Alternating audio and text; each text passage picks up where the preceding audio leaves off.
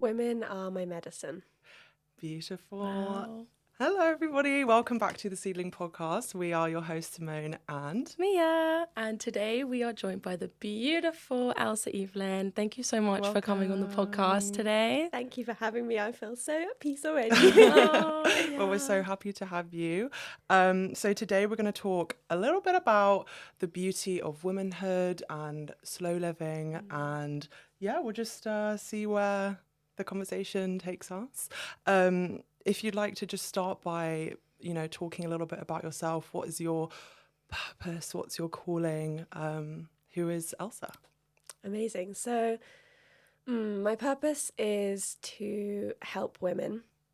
I've always known that that's what it was, but never quite realised how I could do it. And at the moment, being online is a perfect place for me because it gives me like complete creative freedom to express myself, to inspire others. I have this like lovely thing that rolls through my head all the time, which is that I want to help women to connect to themselves, to nature and to each other, and they all become one. Love that. And I feel like through my own healing journey, I've realised that I can't do it alone and that women are like the most important thing. Yeah. And without them, I was nothing. And with them, I'm everything. Yeah. And so really I'm myself, but I'm just like a place and a safe space for women. And that's what I want to be.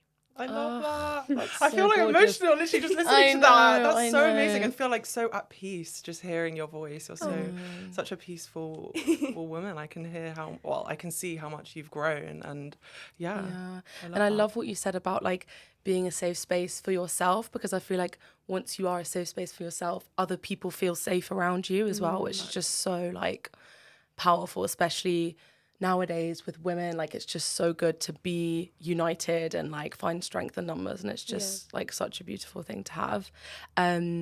What made you want to start like kind of creating content? Because I feel like sometimes it can be quite like vulnerable, like putting yourself out there and like sharing your truth and stuff like that. Like how did you start, and like when did you start, and kind of what made you start? So many questions. Yeah. So actually, I was thinking about this on the train coming up, and I was like, how did I start? And I remember I was like a Tumblr, Pinterest girly, like Me too. from the back of Oh the my day. gosh. Like that was my place. I used to go on my parents' computer and like in the living room and just look up quotes and print them out. And I loved it, and I loved being on Tumblr and just seeing all like aesthetic pictures. I was like, it.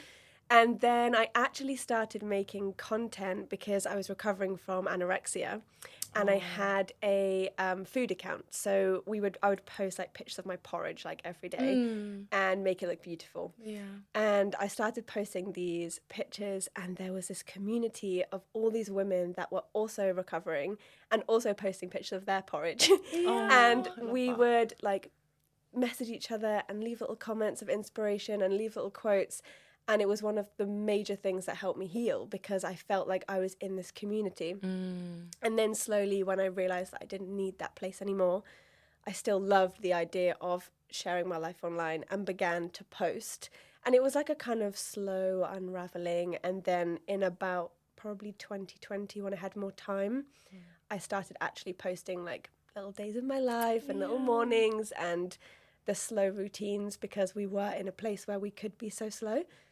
And I was with my friend, and she had the most like beautiful fairy essence, and we would have days together by the river and foraging and doing all these cute things. And I was like, I'm gonna make videos of this, and I'm gonna share. And it inspired so many people to like go for a swim in the river, or to notice something different on their walk, or to just connect to themselves. And it was like just a beautiful journey, and then from there it's just grown. Yeah, I love that. And for anyone that hasn't seen Elsa's content, like, I mean, I followed It's you a for a safe while. space, yeah. It's such a safe space, and it's just like mindfulness, like on social media, because social media isn't necessarily a place where you're particularly mindful. Not always, but I mean, most of the time.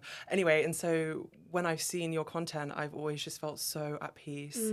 And like the one where you said you deserve to feel peace, I was like, yeah, I do deserve deserve to feel peace. That's like my biggest intention, because I noticed, like, my sister's younger than me, and I saw her scrolling on Instagram, and it's like model, celebrity model, you know, intense, like fillered pictures of women that aren't real. And I just hope that whilst people are scrolling, they also maybe see something like mine or another girl or whoever who's creating content not specifically based around the way you look, and that they kind of have that moment of like stepping out of the 5D into like the now and being like, oh, maybe I should go on a walk, or maybe I should go outside, or actually that looks like fun, I'm going to go and do that instead. And so to be, even though it kind of feels contradictory to be sharing this stuff online, you know, telling people to go outside doesn't make sense, but actually it does make sense, because without it, the internet is just so full of not great things, I think.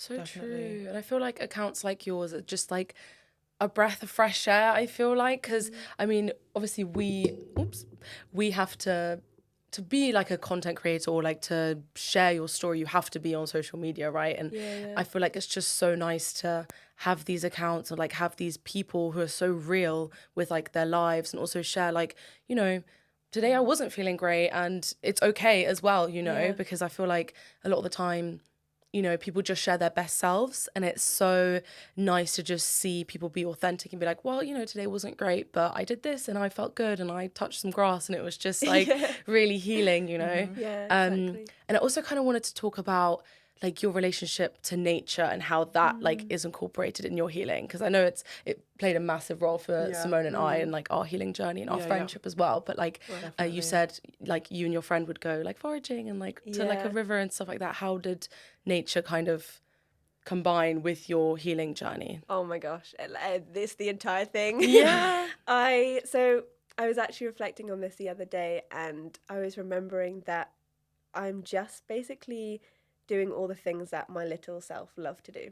Like everything that I do now, I've already done, and all I did was stop doing it. And so really it was just a returning. You know, I spent my childhood collecting little shells and like walking along and like getting daisies and crushing them up and like making potions and getting sticks and building dens and doing all of those beautiful things, and then became a teenager and was like, oh, that's not cool anymore. You have to like drink and go party and, you know, be cool. So I stopped doing that, and I was like, I don't want to go on a walk, like that's not fun. And really all it was realizing, oh, that's actually what brings me joy, that's what brings me peace.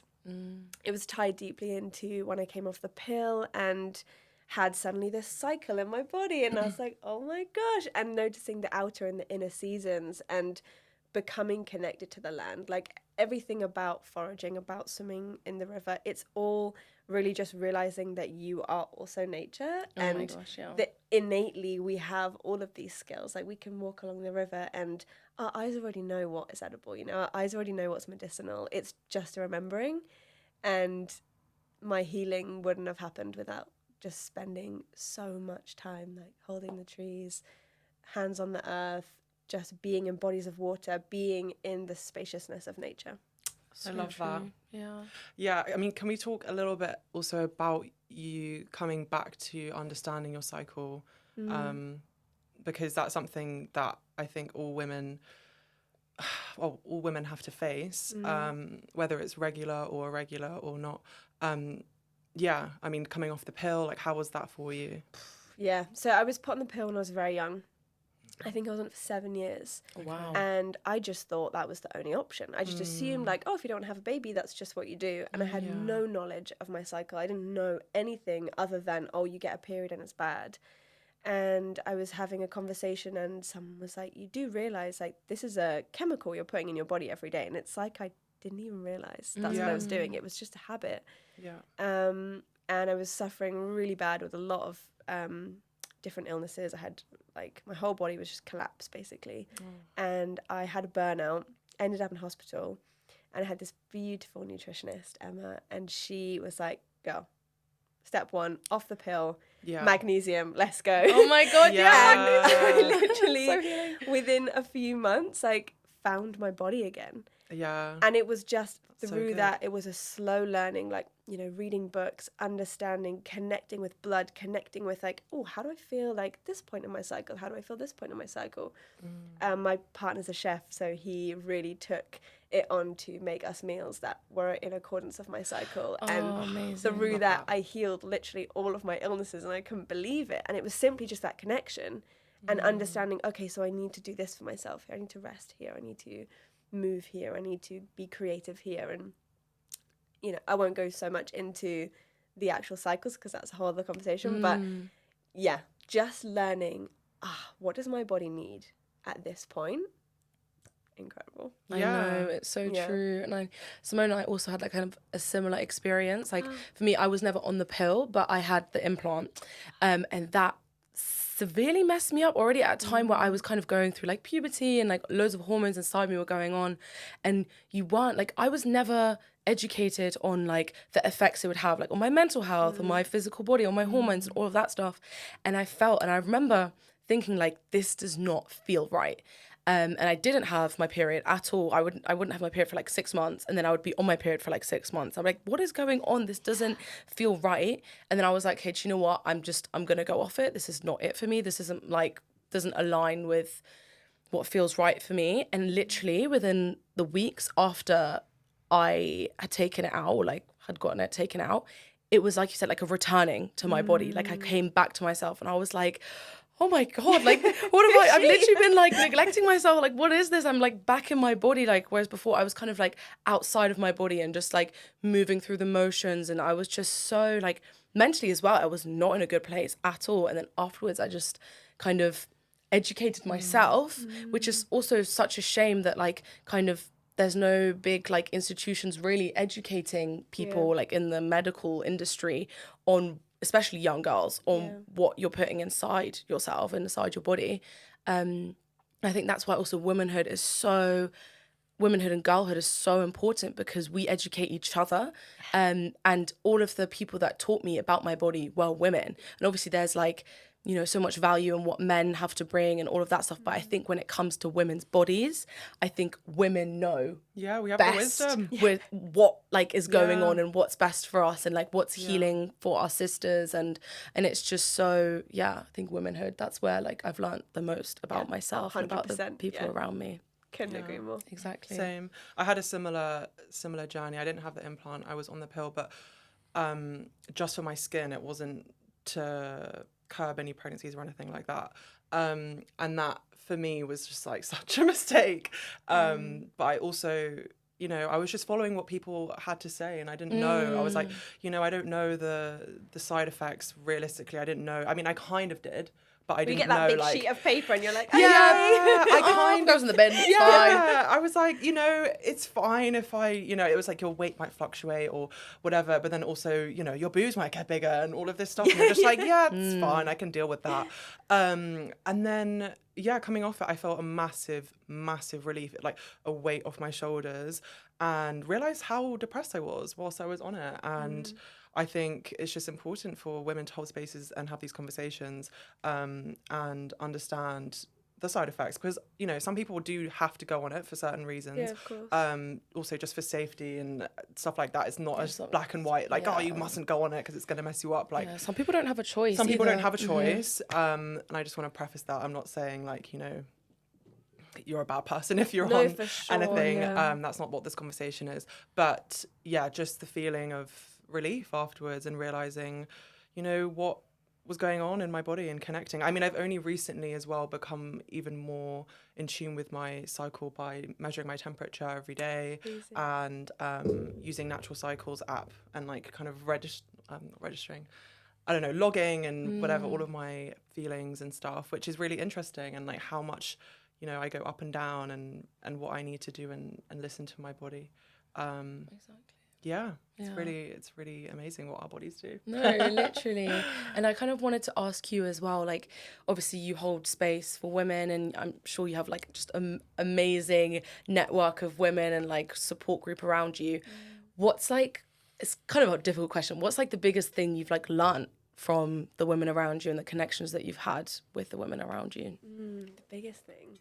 Or you can do loads of different little things, like whatever. I don't know, Something. like, Yeah, it's funny. It's like an endless discovering, because I really try to be in spaces with a lot of mixed ages. That's my favourite kind of space to be, you know, like even with girls as young as 14 and women as not old, but old as 80, and Yeah. to witness their experience of womanhood and to be having conversations about menopause and also, I haven't had my bleed yet in the same room, because in our Western society that just wasn't common. And I grew up without any information on anything. Like my mum was Catholic and didn't really provide me with any information. And really it's just being listening. I just feel like in those spaces I'm able to listen and they are listening to me.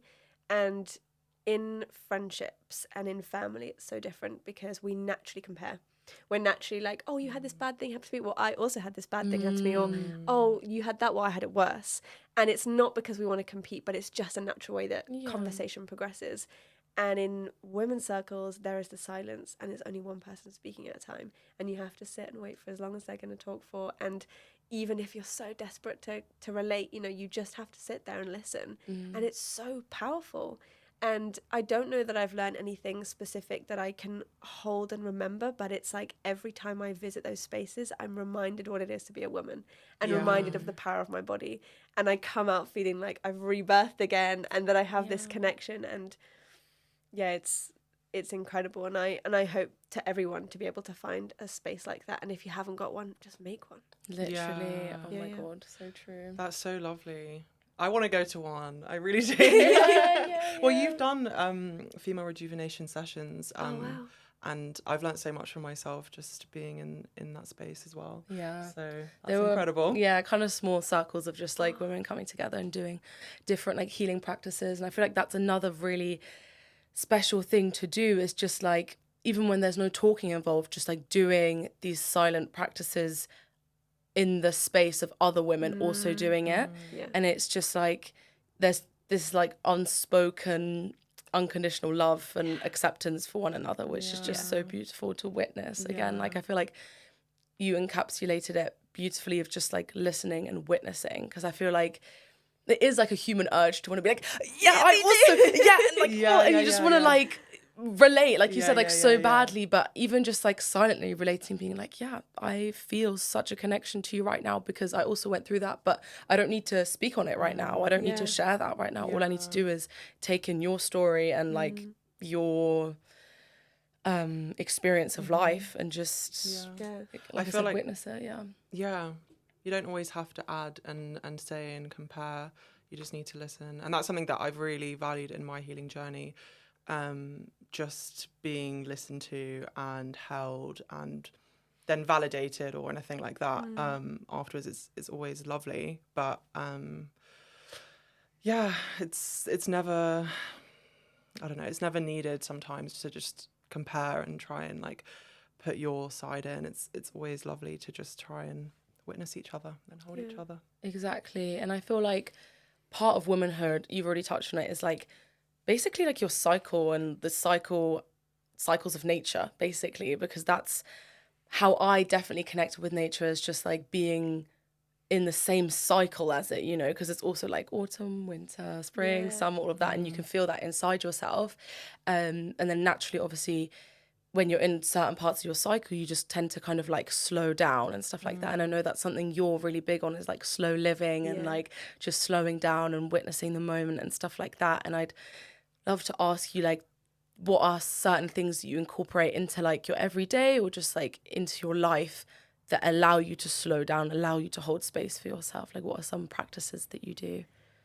So I think when talking about slow living, I think everyone thinks that it's like moving at a snail's pace. And not doing much at all, but actually it's more just allowing yourself to be in the moment, because we live in a very fast-paced world of like always thinking about tomorrow, always thinking about, everything's fueled by anxiety or depression. It's like what's happening in the future, what's happened in the past. And slowing down is really just finding the ability to be in the now moment. So it's not even really a practice, but it's more, when you're sat, like, okay, so let's tune into the senses. Like, what can I hear right now? What can I smell? What can I taste? What can I touch? And really deeply feeling into each of those and noticing, okay, so I can feel like a bit of tension in my body. Maybe that needs to be yoga today. Or, I'm feeling like my mind is full. Okay, so that's going to be a meditation, or it's going to be a trip to put my feet in the grass. And really it's tuning into each moment of what you need. And that's such a beautiful part of our femininity, that we have that innate wisdom inside us. But our society doesn't allow us to feel it, because it's like, right, you need to be moving, you need to be doing the next thing. It's like, you know, brush your teeth while doing this and doing this. You know, it's so easy. Yeah, it's like, how can I like habit stack and productivity and all of this? And it's like, okay, if we just like wash all of that away, what's happening right now? And for you, it might be a cup of coffee, or it might be like a hike in nature, or it could be brushing your hair, and just brushing your hair, and like looking at your hair in real detail and noticing it and feeling its softness. And you know, we are sensual beings, and we're not living in a place where we're allowed to feel that pleasure. You know, like eating a piece of chocolate and like really just like indulging and being like, the sweetness is hitting my tongue, and how does it feel? And then life becomes this beautiful meditation.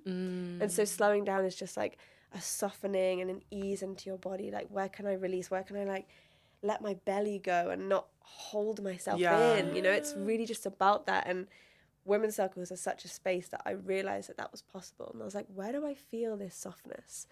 Is it when I'm at home in my bed? Is it when I'm walking along the river and suddenly I'm not being perceived and I can just like be, and you know, my hair can be free and I don't have to look nice, and slowing down can be whatever you need it to be in the moment. I love that. Wow.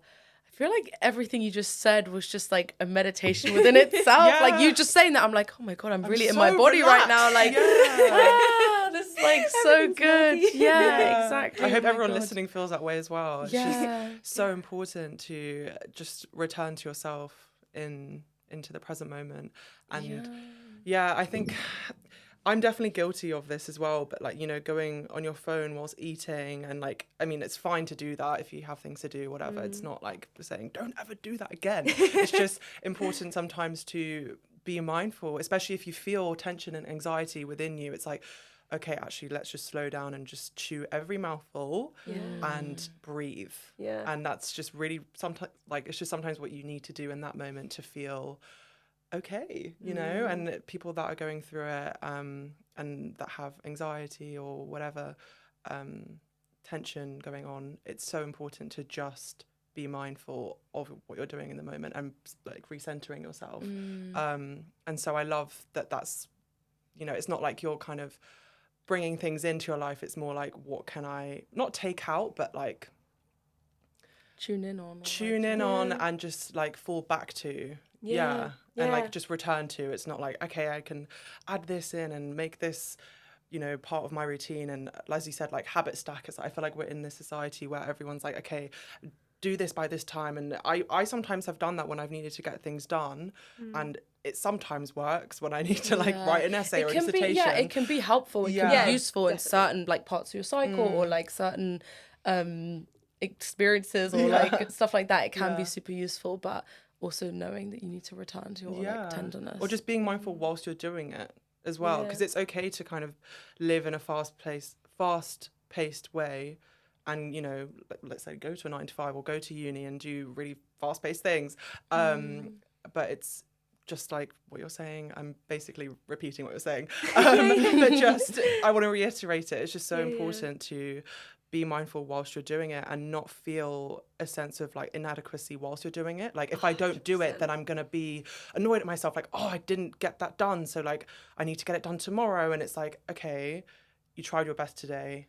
Let's try again tomorrow. And you know, it's kind of like a punishment that I feel like some of us have in the back of our head. And that's a normal human thing. I think it's actually quite natural, normal to have a negative response sometimes, but it's important to counteract it with a positive affirmation or something, you know. That's so beautiful. Because I forget sometimes we are human, and human nature is to constantly survive and thrive and like try and, you know, get rid of any predators and stuff like that. I've been thinking about it in those terms.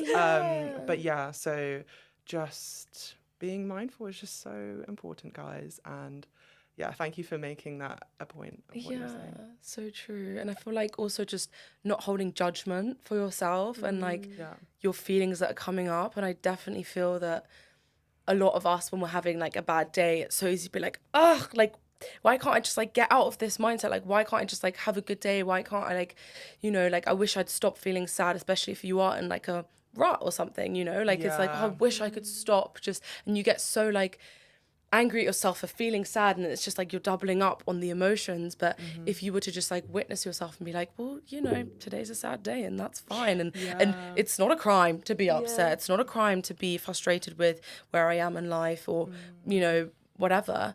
And I'd love to ask you, like, if, say, what are the things that you would do if you are having like a bad day mentally, or like you don't feel good, like what are things or like advice that you could give to people who aren't having a good day? So my friend always reminds me that we're always kind of climbing up this mountain. We can actually just like sit down. You don't have to always be climbing up, and you can just like go and nestle into a cave in the mountain and just be still in that moment. And I definitely have bad days all the time, and I feel sad all the time, you know, and it's really just like, for me, being in nature is what will bring me out of that. And sometimes it's the hardest thing to like actually like, I just need to go outside, you know, I just need to be. And I sometimes feel like it's so easy, it's much easier to just get into bed and like scroll on Instagram and be in that place where everything feels like nothing else could happen, you know. It's like right here in this moment, nothing can happen if I don't leave. But actually, for me, it's pushing myself out of that, and it's like, okay, I'm gonna go see somebody that I love and do a practice together. That's one of my favorite things to do. Like, where I live, there's this beautiful hill, and it's like my church on the top. I visit it whenever I feel any emotion, but particularly when I'm sad. And there's this long log, and I lie down on it, and I just breathe with the trees, and I watch, and I just observe. I think doing that enables me to realize that that's really all that's real, and everything kind of floats away. And even through times of density, I still visit that place. Through times of joy, I still visit that place. And it's like a constant reminder that the trees are still moving, you know, sometimes there's leaves, sometimes there isn't, and that I will move through it. I've always been able to move through it, you know. If I felt happiness, I can feel it again. And when I feel density, routine really helps me, and ritual really helps me. So doing and performing rituals for myself, like as simple as having a bath, lighting a candle, just being really present with those moments, having like something beautiful in the bath, like rose petals and mugwort, connecting to a herb, anything that brings me back to my like witchy sensual self really brings me out of density. But also just being with people that I love, and sourcing comfort from them, and not feeling guilt that they will not like me if I'm sad. Oh my gosh. So like, which is a huge imperative deal. to know you're not a burden if you're feeling sad. People would rather be around you sad than know that you're sad alone. Yeah, you know? My gosh. And that's something that I always have to constantly remind myself. It's like, you know, I'm not a burden for being upset today. I'm allowed to feel sad. I'm allowed to feel, you know, your feelings are valid. 100%. Whatever they are, even if it's like a small thing, it's like you're allowed to feel upset about small things, you know, it's okay.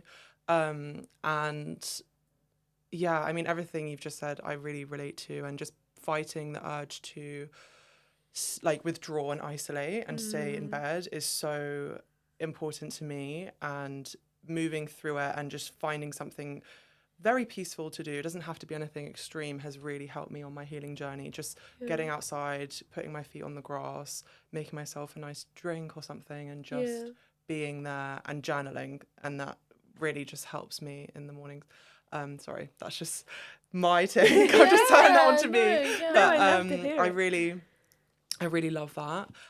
So if anyone's having a bad day, just know that sometimes fighting it is what you need to do. Obviously, it depends on what you're feeling and what you're going through. But yeah, I really think that's important to just kind of try and do routine, rituals, like you're saying, and being mindful. And another thing I wanted to touch on just before we spoke about that was mindfulness, and how when you're being mindful, I feel like Instagram, TikTok, all of that stuff makes mindfulness seem like you have to be mindful and happy at the same time.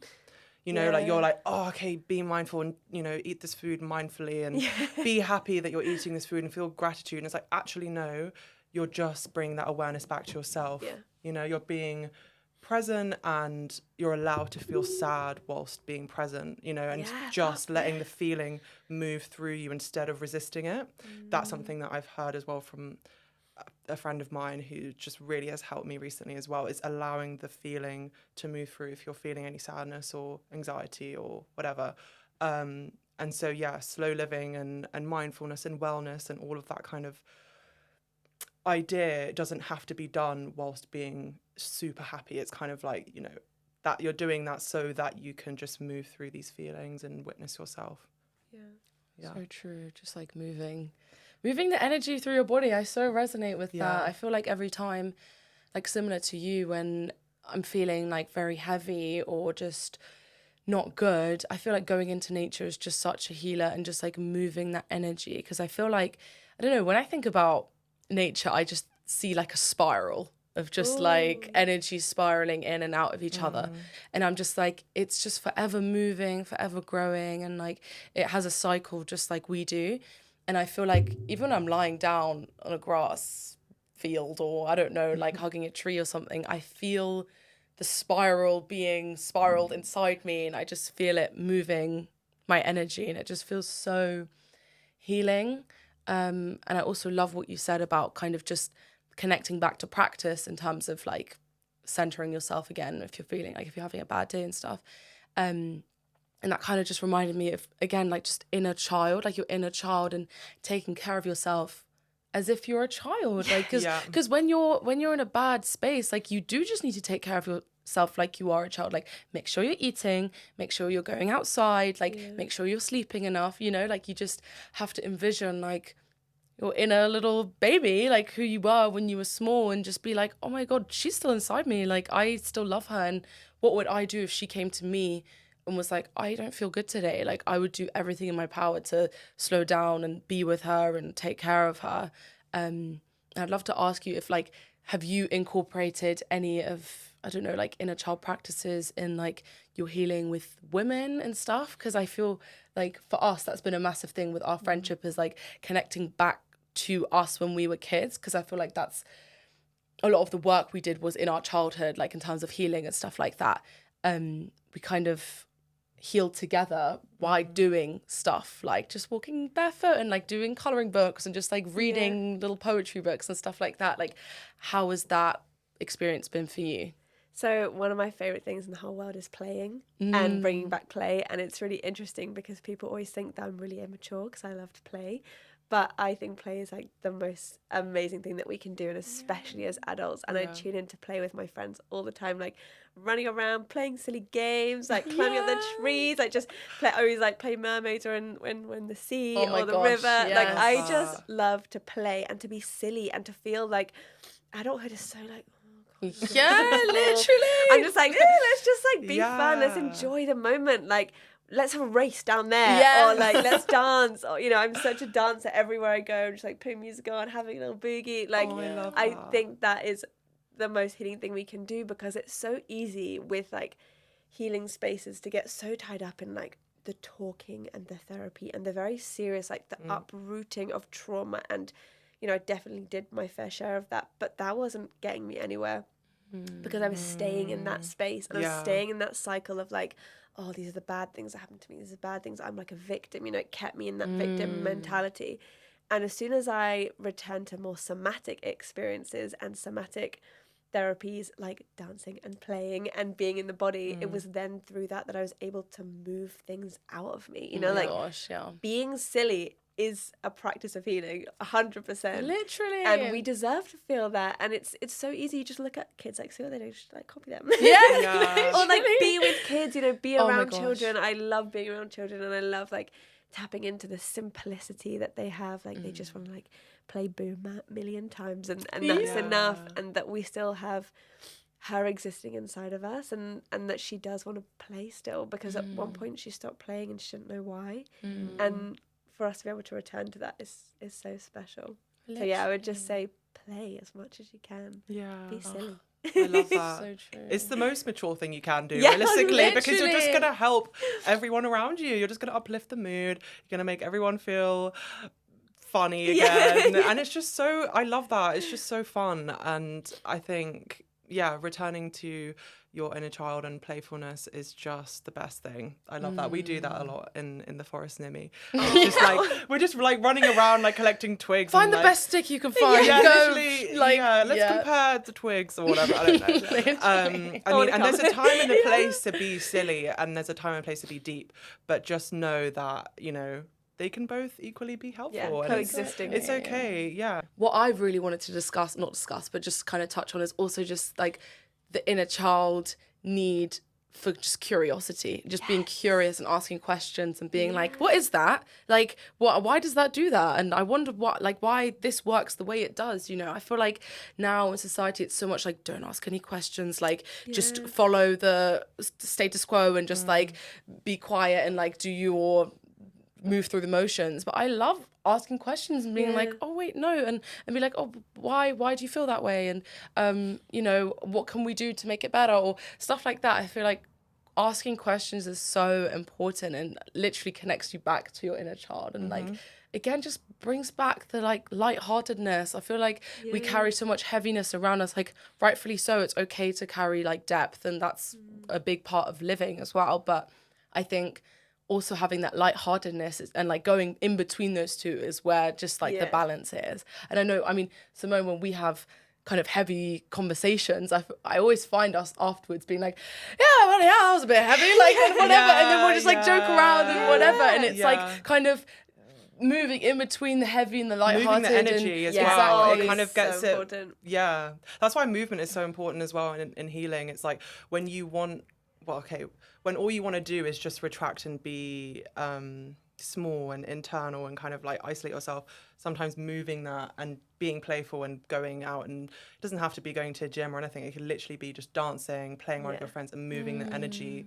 because it literally stays and holds and kind of becomes this sort of, okay, I'm making it sound so morbid right now, because if anyone's feeling a lot of depth and resistance right now, that's okay. It's okay for it to still linger, but I'm just saying that it's good for it to move through you. But yeah. One last question before we wrap up, because I feel like we're just getting so like, I just want to ask you 1,000 questions and just like keep the conversation, but we have to keep it to the episode. It's so nice. But if you could give anyone listening right now, like the majority of our listeners are women, love women. Yay! What piece of advice, or like pieces of advice, because I know one piece of advice is kind of hard, but like what piece of advice would you give anyone that's like listening right now that kind of wants to be more in tune with their body, or like connect to women around them and through that connect to themselves? Like what's like a piece of advice that you would give? So I would definitely recommend that you either find or create a circle of women. So have a look in your like local yoga studios or anywhere that you know that women congregate, and try and find a place that you can go. And if you can't find one, become one. And you don't have to have any like expertise to do this. Like this is completely like a natural part, something that women have been doing for the longest time. There's a few really good books that maybe I could leave you to recommend. Yes. But finding a group of women that want to do the same things as you. And if you can't find them, start doing the things that you want to do with women on your own. And I promise you that things will start to happen and you'll start doing them together. That's so nice. Invite, like maybe at the moment, the only way that you meet up with your friends is like to go for coffee. Like suggest a walk, or, oh, do you want to come with me to an ecstatic dance? Or, oh, do you want to come with me to this thing? Like I saw it. Start going to spaces where you're going to meet like-minded women, and hopefully of lots of ages. Because really, like I was in such a place, like that's why I originally started holding space, because I didn't have any female friends that were into the same stuff as me.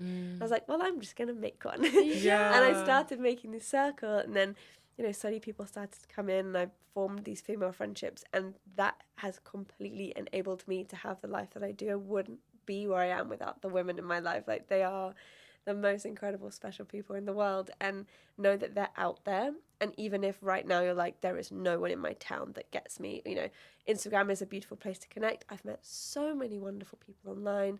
You know, just start messaging them, be like, oh, I'm going to this thing, do you want to come? Or, oh, I saw that you really love going in nature. I love doing it too. How does it make you feel when you hug a tree? You know, like asking those questions and inviting those conversations with women that you aspire to be like, and or feel resonant with. there are so many people who are so eager to do these beautiful things, but they just don't know where to start. And it's easier to stick with the sitting in the pub and having gossip conversations, and it has never gone beyond that. And know that there's probably everybody wants to do something. So just inviting the conversation and not being so scared to. And if it doesn't work out, it's okay. You'll find somebody else. I love that. Oh, so true. I think it's also, like you said at the end, it's important to like invite the change if no one else has started it as well. Like you can kind of say like, guys, let's talk about this, or have you seen this, and should we try this? Because you'll probably be surprised. Like there's a lot of people that would want to. Just open-minded and exactly. want to try. Everyone's always going through something. And recently I went through this really intense thing, and I couldn't find anybody that had gone through it. And yet I knew that pretty much every woman probably had. And yet nobody was talking about it. And I was like, right, I'm just going to make it my mission to start having conversations that are hard. And bringing up like intense things that have happened as a way to relate to people. And it's so healing in and of itself, just being like, oh, you had that happen too? Like, what was that like for you? And let's go and talk about this like in a place that's beautiful. Let's sit by the river together and have that conversation, and then go dancing afterwards. Yes. Oh my gosh. Yeah. That's so true. So true. Yeah. Okay. Well, I could literally speak for years right now. Like you're such a magnetic, feminine, wonderful woman. And I don't mean to say that in like a flattery kind of like fake way. I really feel so healed having spoken to you. So thank you so much for holding this space with us. It's been amazing having you here. So thank you, Elsa. Where can people find you if they want to watch what you're doing and follow what you're doing and be tapped into that? So the main place, like if you don't live near me, is Instagram. So you can follow me on there. It's elsa.grace.evelyn. And then I also hold retreats and women's spaces and community events. And they are usually linked in my link tree on my Instagram. So that's like a good port of call. I have some retreats coming up and some women's spaces coming up. And I'm hoping to start holding free community events, which is something I'm really passionate about. So if you're feeling like money's a barrier, that might be a really nice place to start. And if not, message me and I can recommend maybe something in your area, because I know lots of people in different places. I love that. Yeah, that's really love beautiful. That. I'll be checking those links. We'll be there. Yeah, definitely. I'll be on my phone after this. No, but seriously, keep on doing what you're doing, because you are amazing, and thank you so much. You're just inspiring. So thank you so much. Yeah, thank you for having me. It's been so special to talk to you both. I feel so peaceful and calm, and all the gooiness and loveliness. It's of our life. pleasure. It's a double pleasure. Double connection here. Okay. Well, thank you everybody for listening, and we will see you in the next episode. Bye.